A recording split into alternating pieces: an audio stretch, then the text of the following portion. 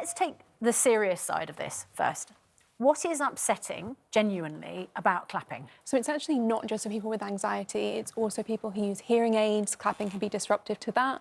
People who have sensory processing issues, it can be very distressing and overwhelming to have those loud, sudden noises. But it is part of our culture, isn't it, to clap? If you go to the theatre or you go to a lecture or you go to a performance or you go to a gig, you would expect that people would clap. Yeah, absolutely, and that could be preventing people from going to those events, which is a real shame. So if some theatres or some universities say, actually, we're going to be more inclusive and do jazz hands instead, that would be lovely. More people could get involved. And then what would be the penalty if you clapped?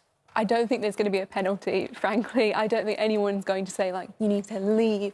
But if you were persisting with clapping, even though you've been requested to do something that's not very polite, is it? Like, I think people understand if you're requested to do something in a specific context, you can do it. Would it stop you, Andrew, if you were somewhere and you felt the urge to clap someone and yet they'd said, we don't clap here?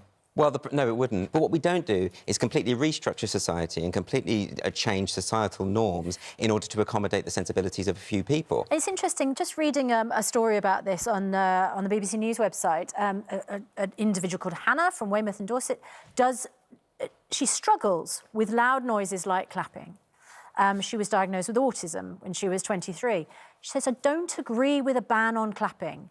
Instead, let's raise awareness of autism, because this could breed resentment if other students start to harbour bad feelings towards autistic people, or perhaps other people who object to clapping. I mean, that is a danger, don't you think? That there are people who would say, why are we banning everything just for a small proportion of people, and blaming them?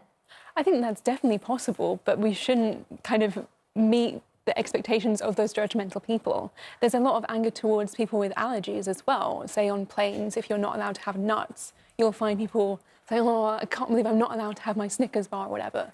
Yeah, but having nuts on a plane is not sort of part of our cultural heritage. Clapping in a gig and in a theatre is just a totally normal thing to do. It's totally normal, but that doesn't mean it can't change. Andrew, is this a sign of the fact that we are accommodating, sort of maybe over-accommodating people who complain about stuff, while acknowledging it can cause problems for some people, but not changing? I think that's what's so worrying about all of this. Actually, it's not just about the jazz hands, the clapping thing. It's about the broader culture. You know, what this is about a broader attempt to infantilise our student body, right? So it ties into things to do with trigger warnings and safe spaces, and to basically coddle students, when actually what university is about is educating them for life in the real world. You go out into the real world, people are going to be applauding in theatres, at sports events. If you talk to any major sports person, they'll tell you that actually it's the applause that keeps them going. It stimulates them. It's really important. Greg on Twitter says, honestly, a room full of people with odd expressions doing jazz hands at me would make me feel a lot more anxious than if they were actually clapping.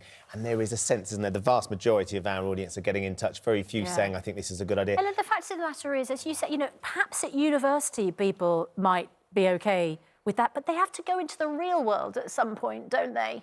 Yeah, and the real world could change. Maybe we'll become more inclusive, which would be a great thing. I don't think it's a bad thing to be over-accommodating. I think that's lovely. That's something really nice about millennials. But it kind of eats itself. I mean, when this first got mooted back in 2015 by the Women's Conference at the NUS, there were people who were then saying, yeah, but are jazz hands an example of cultural appropriation? Is that therefore a form of racism? What about blind people who can't hear the applause anymore? So you often get into these sort of knots, and I just think and I have to say, actually, to be honest, one of the things that really annoys me about this is it kind of enables people to paint students as these sort of weak, fragile snowflakes. Actually, it's just a minority of students who tend to go into student politics, who like throwing their weight around, who have this kind of a coddling idea, and they want quite a significant student union, though. Oxford is one of the most prestigious in the world. Well, it tends to be the most economically privileged who tend to push for this victimhood thing. I mean, studies tell us that again and again. And the problem is it does play into the hands of the people who want to smear an entire generation. I mean, I've done talks at universities. Students, on the whole, are just sick of this stuff, and they hate the fact that these minority represent them, misrepresent them, and people just